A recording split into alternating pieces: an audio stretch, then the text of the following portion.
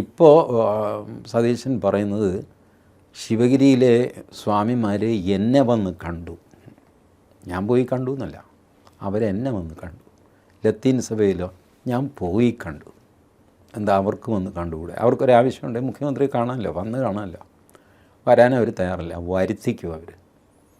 ഇപ്പോൾ ഇത്ര ദയനീയമായിട്ട് ഒരു സ്റ്റാൻഡേർഡ് UDF, ഇതിനു മുമ്പ് കണ്ട UDF മന്ത്രിസഭ പോലത്തെ ഒരു മന്ത്രിസഭയായിരിക്കും ഇത്. അല്ലാതെ വേറെ പ്രത്യേകിച്ച് ഒന്നും ഈ മന്ത്രിസഭയ്ക്ക് ചെയ്യാൻ പറ്റില്ല.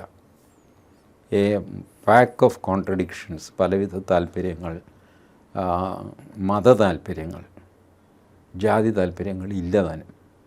ജാതിയുള്ളത് ഹിന്ദു മതത്തിലാണല്ലോ.